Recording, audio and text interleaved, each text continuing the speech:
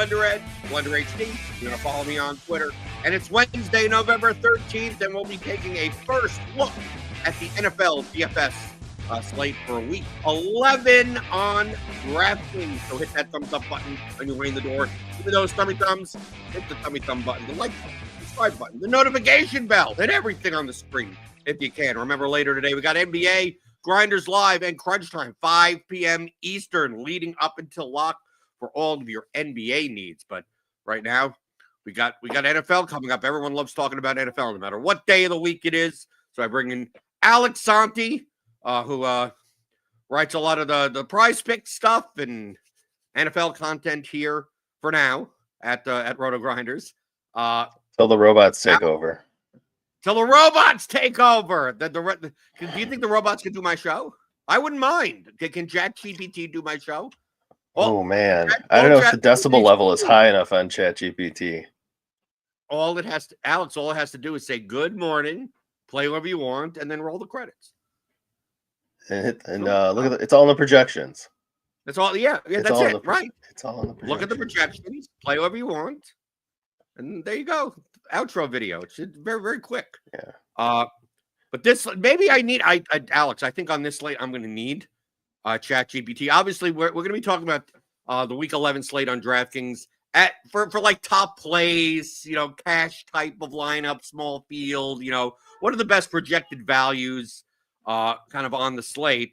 And I may need AI to help me because as of right now, I'm not sure how I build my cash lineup on DraftKings because I don't know, like the value. I mean, there are some underpriced players, but they're not cheap players. They're just they're like I want to plug all the running backs, and then we get to wide receiver. It's like, okay, there's got to be an injury or something has happened where there's going to be like a $3,800 wide receiver that should probably be $5,500, and there isn't. There isn't any. Mm-hmm. And then I look across the games on the slate. We got a whole bunch of games, but I don't think any game has over a 50 total. We have at least we have some closer games this week. Obviously, you got, the Packers are big favorites and the Lions are huge favorites. The Dolphins are a bunch of favored. Minnesota is a bit, but it's a little bit closer. Some clubs, the 49ers are a bit of a favorite. So, like, I took a first look at our initial run of projections here at RotoGrinders, and when you got to, like, super punt at tight end and play a Patriots wide receiver, this is going to be a tough slate. I hope that Thursday, Friday, Saturday, we get some practice reports out that maybe opens up some value. But as of this point, Alex, at least for, like, high projected lineup, cash lineup types, boy, you're going to have to, basically just deciding where are you going to take a potential zero and where do you want to take it? Or do you want to try to get like even across the board and like fade a guy that could score 40? It's neither are comfortable. So because with DraftKings with their optimizer, you have to make an adjustment to run the optimal. I plugged in Kayshon Boutte because he's 3,500, and there's nothing under like 5K that the numbers tell us we should be considering really at wide receiver. So I just plugged him in. I just locked him in. See what happens. And I locked in the Jets defense at 2,800 to see what the optimal would tell me. It still has me punting a tight end for $2,500. It still has me spending under 6K on a quarterback because it has us spending a lot of money at running back, playing 3 expensive running backs, and then wide receivers in the 5Ks. So I think there are wide receivers in the 5Ks, which are good values, but they're not cheap values. Right. It looks like there's some good value at quarterback, but it's not mega cheap value. Like, we're still kind of rolling some dice on some guys. I mean, last week we talked about Justin Herbert on this show, which I ended up going with in cash. I only played FanDuel cash because I couldn't build a lineup on DraftKings. I just couldn't build a lineup for the life of me that I liked. And so I played Justin Herbert instead of Sam Darnold, which a lot of people did. Ran a lot of 3-mans. So that's something, we haven't talked too much about on this show, but we talked about it 4 or 5 years ago on your Theory of DFS podcast. When you're deviating from the optimal and it's who you want to play and it's the best lineup, go for the higher multipliers. You're deviating from the optimal as it is. So I played a lot of 3-man, 5-mans. I didn't have a huge win rate, but I made money because of the multipliers, because I was deviating from the optimal. Right. Also, that's a good time to play head-to-heads over double-ups. Right. Oh, yeah. Oh, for sure. For sure. Right. I'm not a big Typically, double-up that's guy what I as it do. is. I'm mostly a head-to-head guy. But Yeah, typically for sure. come Sunday morning, I do the same thing.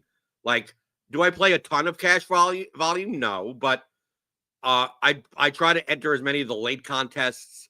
I take, I go through the head-to-head lobby on Sunday morning. My attitude is, if I'm deciding to play, like, I know you've done this for a while, and you look at projections. You like, the best players are the best DFS players are also maxed out by Saturday afternoon. Right. Let's be honest here. Right. I know where people are going, and I'm just like, okay, they're going to pay up here, and I'm not going to pay up here, and this is going to go, and this is what their lineup is going to look like, and these were some deviations, some 2v2s or something. If I decide to go significantly different from that, like Sunday morning is when I'm late entering all of the triple ups and the quintuple ups, and then I'm super posting head-to-head. Exactly. I'm just super like no more double ups. Like I'm in like the main double ups, and that's it. Because double ups, you're going to finish in the bottom 10%, or you're going to finish in the top 10%. Right. You want to get paid for that. You got to get paid for that. Right. So I want to get 3x, 5x if I beat those very similar lineups to each other. So yeah, maybe this is the week for that, because you mentioned. I think this is a triple up. I think this is a triple up, quintuple up week, especially because quarterback. I don't know where people are going to go. It feels like a Brock Purdy week in terms of what the field is going to do. It's 6,600. He gives you some savings, but I might want to spend under 6K, and that's going to change my entire optimal lineup with Booty, with a cheap defense. Well, I'll get to Keyshawn Booty when we get to wide receiver. We'll get to wide receiver. The point is that I don't think he's that great of value anyway. The only reason that he probably projects well is because this last game, basically Kendrick Bourne didn't play. Like, he was active and they said, nope, you're out of the wide receiver rotation. Who knows how sticky that is, but it's still a Patriots wide receiver at under 4K that has probably a target projection of 4. Right. Well, he's had 6. I think he's had 6 the last 3 weeks. You can look me up on that, but I think he's had 6 the last 3 weeks, which for 3,500, 6 targets, we'll take it.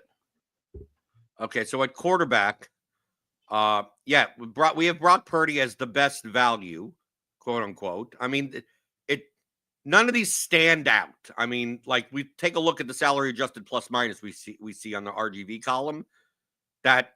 Like, yeah, Brock Purdy is like 2 points above average at 6,600, but like, you got all these other guys. Lamar Jackson, if you want to pay, I don't even know how the hell you're going to pay up for Lamar Jackson. How you're going to pay up for Lamar Jackson, right? Well, the one way to do it is to play 2 expensive running backs and really gamble it up with like Alexander Madison at 5,500. But do you really want to play Alexander Madison and Keyshawn Booty and a punt tight end in the same lineup?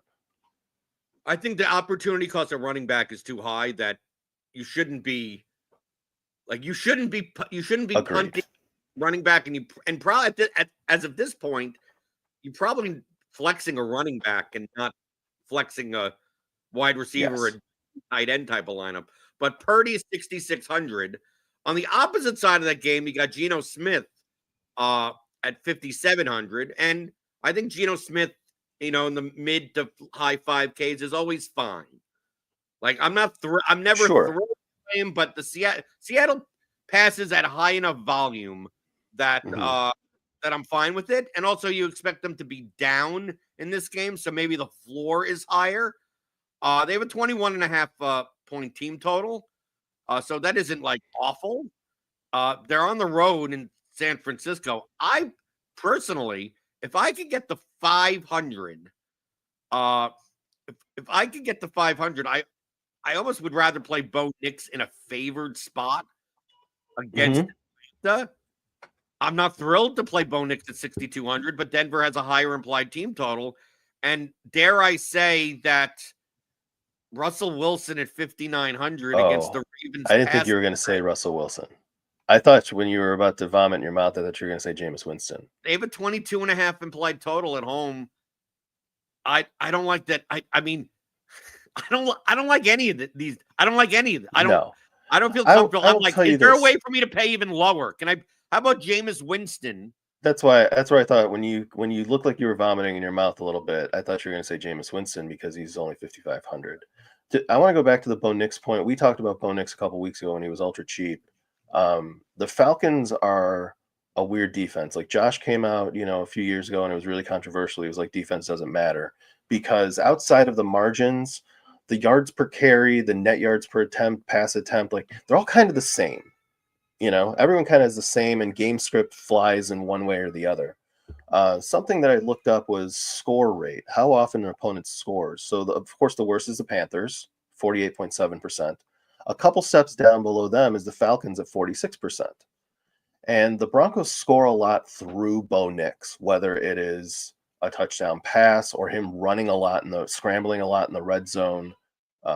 So that's where the Bo Nix play comes from. I feel like we need to save, Brock Purdy's really hard to fit in at 6,600.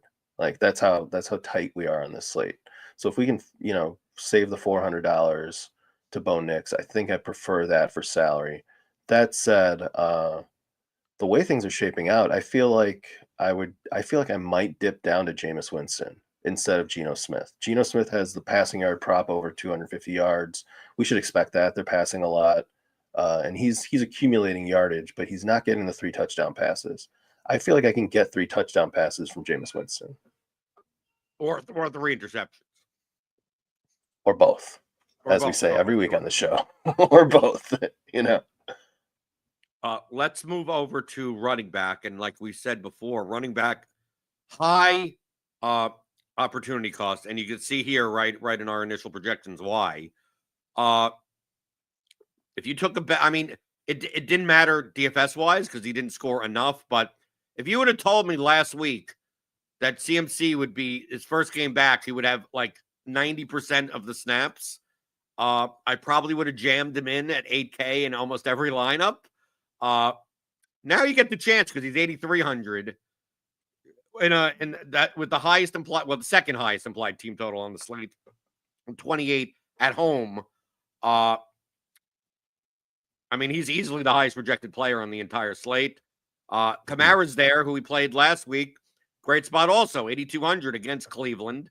New Orleans has a 22.75 implied team total. Kamara, obviously, his floor, both these guys' floors are unmatched, right? There's no one in any position anywhere that, McCaffrey's floor game is probably still 15 points because he's catching 5, 6, 7 balls out of the backfield, and it's PPR scoring. And Kamara, especially the way that the Saints are set up now with no Olave and no Shaheed, he's in another similar spot. And on top of that, like these are both of course, McCaffrey more so than Kamara, they get the goal line carries. Like they're like the top touchdown spots. In a perfect world, I'd play both of them. And I think I'd rather play these guys at 8K than any wide receiver at 8K. Agreed. Fully agreed. I would play them over any wide receiver, maybe over 7K. Even if you have to punt at tight end or something, Yeah.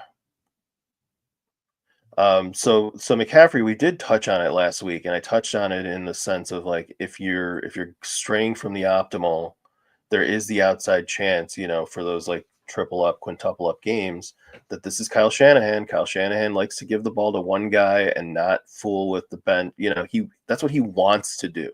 Whether he was going to be able to do it due to CMC's health, of course, was the huge question. We saw last week that Kyle Shanahan got what he wanted, and we should expect him to pursue what he wants again. And his floor is probably 20 touches, 5 catches, 15 rushes, and that's monstrous. His ceiling is north of 30 in a game where they're favored by a touchdown.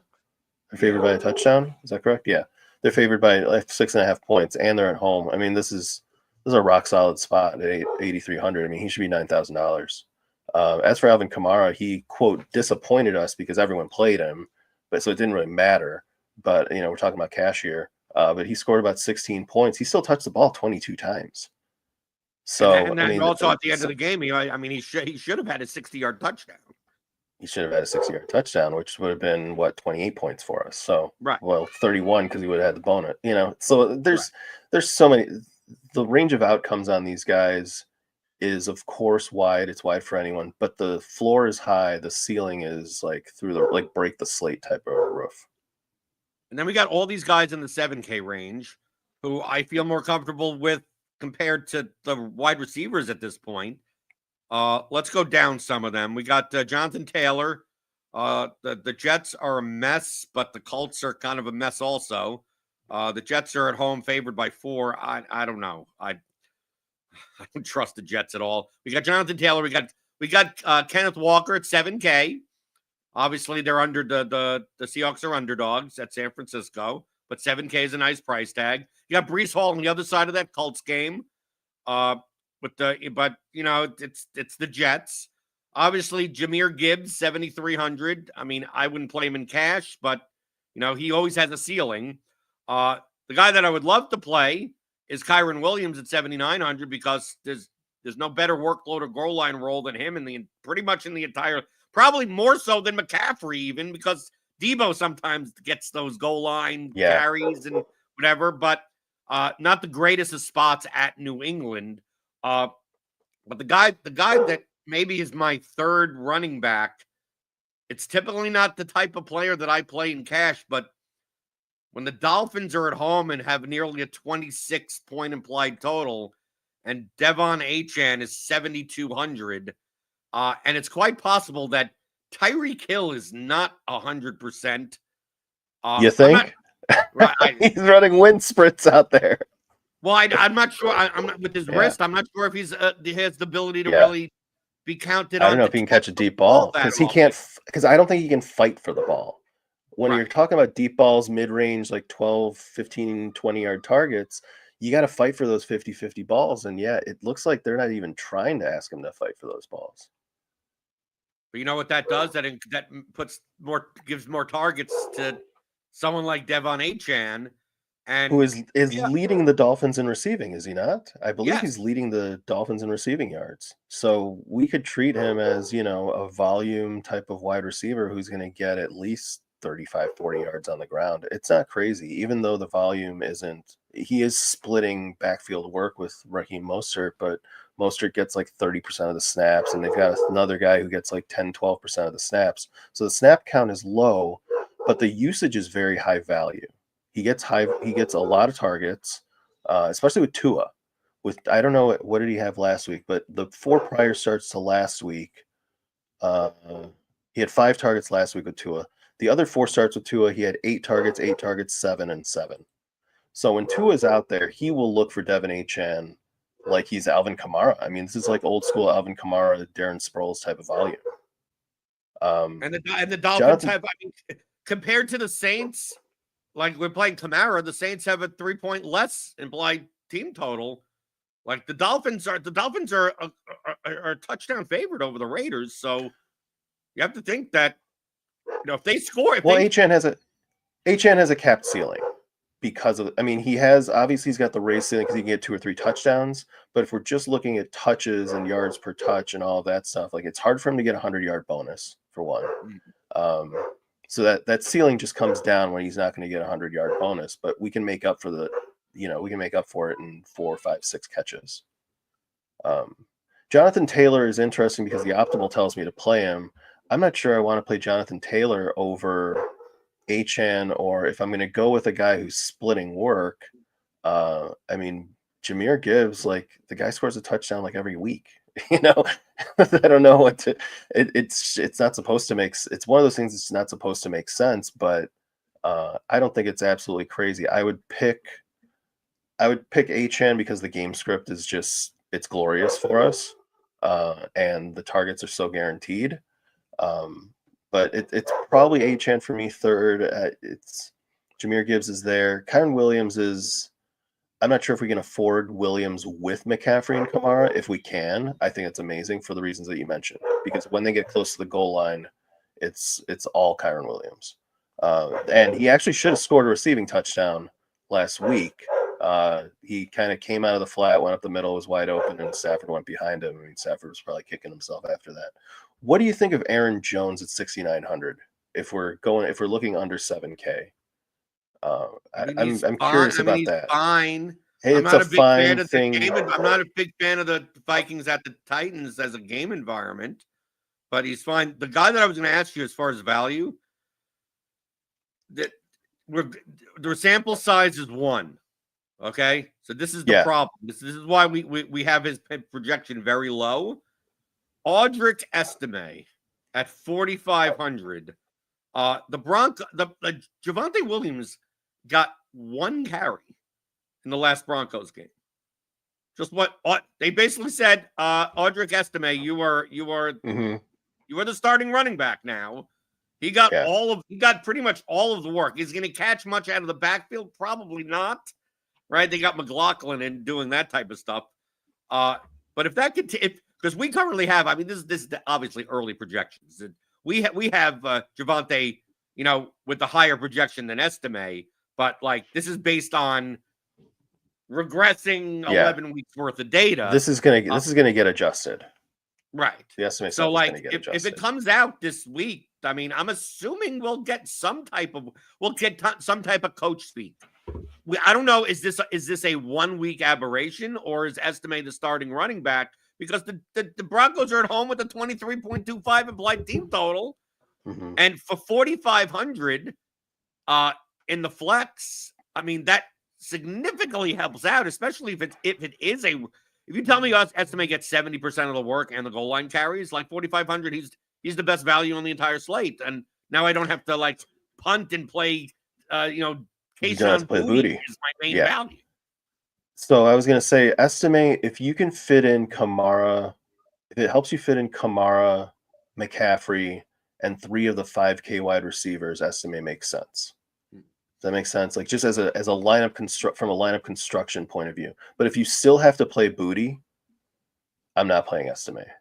I'm not going to upgrade my tight end to a 5K tight end to play estimate. Like I want to upgrade those wide receivers because we have a lot of guys in that fit 5,000 to 6K range at wide receiver. I would like to find a way to play 3 of them. At this point, I don't think we can play 3 of them, but if estimate can get me to there, then I'm all in with them. I mean, I'm assuming it can. I mean, as of right now, I could run the optimal with them. Well, no, it puts you up to Jefferson if you wanted to do that, but I wouldn't do that to begin with. I wouldn't do that. Right, and goes up to I mean, this is all based on our current median, so it doesn't really. Still, you'd have to I think you'd have to run the optimal Xing out Booty and see what happens. Right. Let's. I mean, but Estime would be here. I want to play. Let's see. We're going to go up and play McCaffrey and Kamara, and obviously these are just based on initial projections on Wednesday morning. So what does this look like? Booty, Tillman, Sutton. Oh, you get up to Kelsey, a tight end. Kelsey. That's I would mind this. I would not mind this type of lineup, right? With because Tillman Kelsey's Kelsey's a $6,300 wide receiver. Yes, right now he's a $6,300 wide receiver. So that's basically like Booty is like your punting tight end, right? Or you're getting 6 targets from a tight end. It's like getting 6 targets from a tight end, which is great. If you told me I'm playing a $3,500 tight end and gets me 6 targets, I mean, do that. It's cheaper than Jonnu Smith, who's like 3,800, right, and probably gets about the same amount of volume. Let's talk about wide receiver now. Justin Jefferson, highest raw point wide receiver. Amon-Ra St. Brown is up there at 8K. I don't consider this to be like, I'm not rushing to play Jefferson at 8,600. I mean, he's fine. Like I said, I'm not a big fan of the Minnesota-Tennessee game environment. That totals 39. But I think Sutton's going to be popular at 5,900. I mean, he's getting what, 8 to 11 targets a game with Bo Nix at quarterback. And we almost buried him like 4 weeks ago. Because didn't he have like no targets in that big New Orleans game or something? And Deshaun Vele had like 5 or 6 targets or something, So we were ready to bury him and say maybe Courtland Sutton's phased out of this offense. But now, he's getting a lot of balls. 5,900 is way too cheap. Obviously, we talked about Keyshawn Booty as a viable punt option. I mean, maybe we talked about him too much, but yeah, we talked about it. I'm not opposed to the obviously Cedric Tillman, the Browns Of course. receivers at the Saints. Jerry Judy's there at 5,400. Even Elijah Moore at 4,300. I think they're okay. Okay. The thing I don't agree with here that we have in our current projections, I went on record last week saying it on the GPP show and on the Blitz show, and I was almost perfect. On the Blitz show, Alex, my hot conviction play, take, whatever, because you're forced to do that at the end, was that a Cardinal would be the highest scoring player at their respective position. So either Kyler Murray, Marvin Harrison, or Trey McBride. And I was almost right with Hurts was the highest scoring quarterback, but Kyler was the second highest scoring. I don't think the Jets defense is good. The Jets defense, it feels like, is being projected from a longer term sample size when the Jets last year were actually a very good defense. I don't think they're a good defense. And if Pittman is out again, which I'm going to assume, I'm assuming Pittman goes on IR. I'm assuming Pittman's done for the year. It feels that way. Right. Do we even have? Yeah, we have Pittman in the projection, so this is going to change. Josh Downs and Ad Mitchell. I think my cash line will have a Colts receiver in it.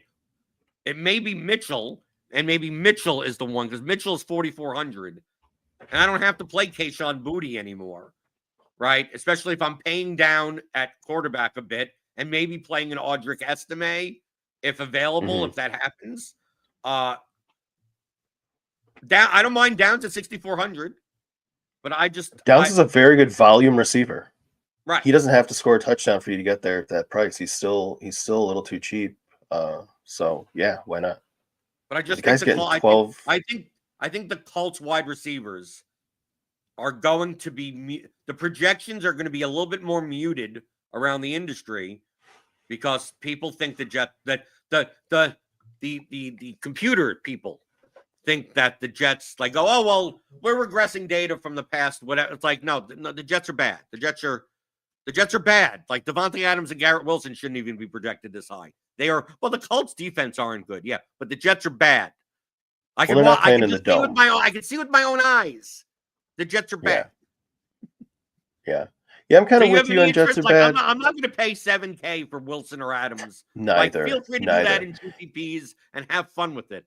But there's no way I'm paying $7,000. Like, would you pay? Do you want to pay $7,100 for Garrett Wilson or $7,200 for Devon Achane? Like, I'm playing Achane. Like that. Like that's what we were talking about before. It's like once you get up to even Drake London at 6,700 at Denver, like I'm playing Achane, right? Even Debo, I'd rather play like Debo's range of outcomes. Oh, Debo's I mean, he could get 3, he could get 33. Right. It's Debo Samuel is a perfect example. He's like our Joey Gallo for NFL cash. Like, you're gonna it's a crash or burn type of play. But I even view it, Alex. I view it like I know Josh Downs is 800 cheaper than Devon Achane, but if given the choice, like I'd rather play Achane in the flex than play any 6K wide receiver.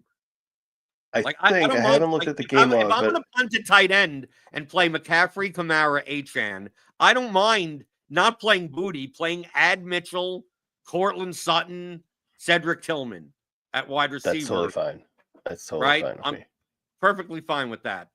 Rather than get off of Achane and then what do you do? Like? I think the running back slots are way too important. That the only way that I'm going to deviate off of that type of lineup is if, they come out and say, yeah, it's Estime's backfield and you get to play him at 4,500. And then then I guess you're not playing Achane, right? Or they don't say anything and we still just jam it in because it's 4,500. I don't think we need to get like. But here's the question, Alex. If you had, it doesn't matter what the position. So there's a flex spot. It doesn't matter. Would you? They don't say anything. Would you rather play Audric Estime or Ad Mitchell? Ad Mitchell's 4,400. So like it comes down to like that's more of the comparison. right? Would you do that? Are there tight ends? Like we take a look at the tight end spot. I feel like I'm doing some math right here, and at tight end we have 5K left for tight end, which is not the range we the want to dead spend zone. on. We want to get up, we want to get up to Kelsey, or we're gonna punt it. Right. So I think it's between Estime or Mitchell. You can punt tight end and go Downs, Tillman, Sutton. Which again, Downs, let's go back to the numbers here. 12 targets last week, 9 targets the week before that. When Flacco is out there, he throws to Josh Downs a lot. And if we're talking no Pittman again, we could be talking about 8 to 12 targets. We got breaking news, Alex. Breaking news. Steichen says that Anthony Richardson will start at quarterback for the Colts the rest of the season. Okay, I'm not going to play Josh Downs then. Because I want Joe Flacco in there throwing footballs to Josh Downs. Not only because they're better footballs, but because, when a quarterback loves a wide receiver and trusts a wide receiver, we keep going, we go with that relationship. Because those relationships are real. Quarterback, wide receiver relationships get real. And that's not really there with Anthony Richardson. How much is Anthony Richardson, by the way? We talk about the Jets being bad, right? Like, that vulnerable was my first defense at the instinct. least. Like, what is Richardson's price? Oh, he doesn't have a projection, so I have to go 5,300 at the Jets. Do the Jets blitz a lot? Am I correct? I'm going to look up their blitz rate really quickly. They're actually not. They're blitzing kind of middle of the road, 25%. Because we want Anthony Richardson mostly at home. He will not be at home in the dome. But even on the road, I'm curious to see how this line shifts. They're probably going to go down a couple of points, a point or two. Yeah. But we need him running the football. And if they blitz the shit out of him, he's going to be running wild. Right. He's going to run wild. I love this news for GPPs. I absolutely love this news for GPPs. I mean, Richardson, Downs, Mitchell lineups are not hard to get to. I mean, in GPPs, I think you play some Richardson, you play some Jets defense. Right. Jets defense is only $2,800. I think the Jets are bad. I think they're bad too, but I mean, I think the Patriots defense is bad too. I played them last week in cash. Yeah, but the Bears are bad. Because it was the Bears are bad. Caleb Williams, right? Yeah, it's Caleb Williams. Who's a more disaster-prone quarterback though, Caleb Williams or Anthony Richardson? Aren't they both kind of the same? They're just different disasters. They're right. They're really different type. It's one's an earthquake and one's a tornado. One's a flood. It's some different natural disaster. Like Caleb Williams is almost a disaster because of the coaching more than him. And Richardson has good coaching, and he's the one that just I don't know what the hell he's thinking. And what we like out of a scrambling quarterback who makes mistakes is we add the fumbles into the sack, fumble, defensive touchdown. Like those splash plays are huge with these scrambling quarterbacks who make mistakes. Right, we got a lot of those types of quarterbacks on the slate. We got Caleb Williams, we do. We got Drake May, we got Jameis Winston, we got Anthony Richardson. Now we got Bo Nix, Desmond Ritter, right? Don't we have Desmond Ritter coming out of Desmond Vegas? Ritter starting for the Raiders. Is Desmond Ritter starting for the Raiders? Yeah, Desmond Ritter. We also got Mac Jones, right? Lawrence is out for the year. We got a lot of bad. We got Will Levis. DraftKings almost went to see which backup quarterbacks are starting and then bumped up the DSTs by like 500 to 800 on all of those DSTs. I think they actually did that because when we go to defense, you're going to see that. You're going to see the Lions at the top. You're going to see, Dolphins are 3K. I mean, we'll get to defense, but right. But at tight end, so is the thing at tight end as of right now, if you can get up to Kelsey at 6,300, do that. And if not, are we just playing Davis Allen at 2,500? Yes. And again, we're treating Kelsey as a wide receiver too, who should be maybe 7,200. And we are treating our punt, whether it's I don't know about Mitchell now. Whatever punt, but whatever if we're going Booty, we're acting like that's like a tight end. We're acting like he's a tight end because Jonnu Smith is kind of a similar range of getting, 6-7 targets, and he's like 3,800. Juwan Johnson is very touchdown dependent. I think he's 3,300 or 3,400. Might as well just punt with Booty, and if we're going Kelsey, that's what we're going to do. Truthfully, if Kelsey was wide receiver eligible, I would think he's the top play at wide receiver at 6,300. I wouldn't argue with that. I mean, he and Sutton are probably neck and neck given their salaries. But I was saying the only thing that Kelsey has a problem with is that he's tight end eligible only. But I'd play Kelsey over Cedric Tillman or Drake London or Deebo Samuel or. That's exactly what I'm thinking. That's even why the I'm Jets saying this. receivers. Like, I'm not playing Garrett Wilson. Oh, I'm not playing Garrett Wilson. I'm not playing Devontae Adams. Again, if they were on the road in the Dome, in the Indy Dome, I consider it for GPPs, but I'm still not playing them. I'm not playing them. Oh, Aaron Rodgers it is bad. It is bad. For cash, I'm not considering a Jet in cash. If we want to punt at DST, I'm assuming a lot of people are going to punt with the Titans at 2,300 because That's Sam Darnold has turned into a pumpkin. And Sam Darnold he's had touchdown variance on his side this season. He's had a lot of completions in the first half. Like his first half completion percentage is something like 70%, and then they just stop passing the ball. They have Justin Jefferson, but they're really not going to Jefferson in the end zone. They're depending on like Jordan Addison and Jalen Naylor. Is it Jalen Naylor? And like backup tight ends to score touchdowns. So they could keep the score lower, and we see it in the total. What is it, 39? So it's viable to play the Titans. Titans can force turnovers. That's kind of what the Titans can do. The Titans are going to give up the 10 to 17 points, but they can force turnovers. There's something that they are ball hawks, so I don't hate it. I think, again, if we're going with Estime, if we're going with Booty, if we're punting tight end, the Dolphins are really easy to fit in at 3K. I'm normally a guy who sorts by salary, and I would play the Titans because they're the ones that are the most palatable when I go down the list from cheapest down. But the Dolphins being 3K against Desmond Ridder, that's a bit of a mistake. Because Desmond Ridder he doesn't throw to the wrong team every game, he doesn't fumble every game, but he does one or the other in every game. Like the guy takes sacks, he's going to take 2 or 3 sacks, he's going to have a really bad turnover that could result in a touchdown. Why not? And the same thing with the Jets defense at 2,800. If you're playing a defense against Anthony Richardson, it can never be a bad play. It's not a bad play. Like I said, at 2,800, they're bad, but the Jets are bad. Let's just get it. Like what the Jets are, 3-7? It's a bad team. And the Jets are bad. Another thing with going back with the data, this is a different head coach too. The guy they fired was a guy who had them ball hawking and blitzing and forcing sacks and forcing turnovers and like they fired their good.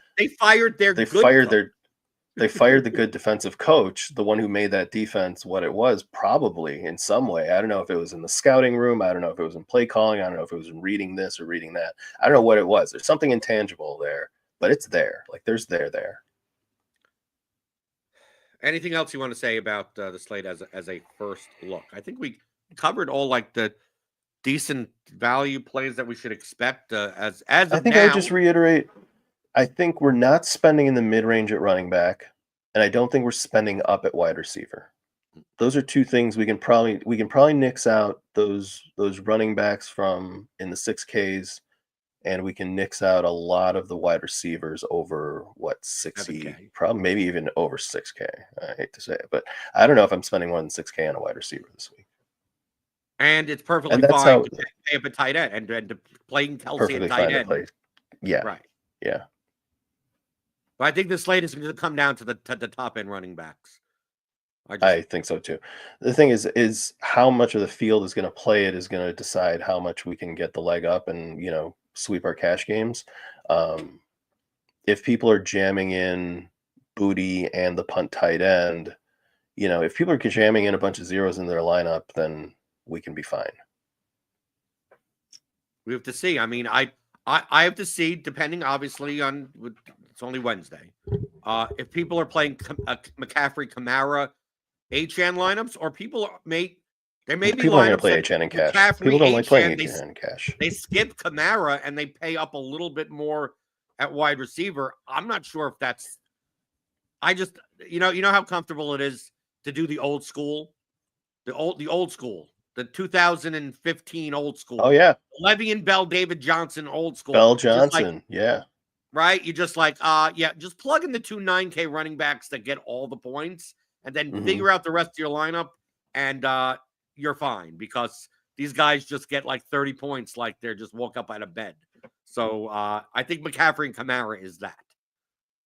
And I think the field plays Jonathan Taylor a lot more than Devin Achane, and I think it's going to be a mistake. That's kind of I don't something. think Looking so. at the I think the projections, projection's going to come with Richardson at quarterback. That projection's going to come down, and people are once Richardson's at quarterback, all these Colts are not going to be played, right? yeah, I guess so. I mean, I'm trying to predict what the field is going to do, and I do think that, I still think I think the field still likes to play running backs with scrambling quarterbacks. I think people still make that mistake too often. Okay. It's just not gonna. I don't know if it's gonna. I don't know. I like to see what happens as the week goes on and see ownership. I'm not gonna play Jonathan Taylor, but that projection, yeah, we'll see what moves with it, how it moves. But you know what's going to happen to me in GPPs, or you know what's going to happen in general in GPPs. Everyone gets off the Colts, right? But people still play 80 Mitchell, and then Richardson gets injured like 3 minutes into the game. And then Josh Downs gets his 10 catches from Joe Flacco. Right.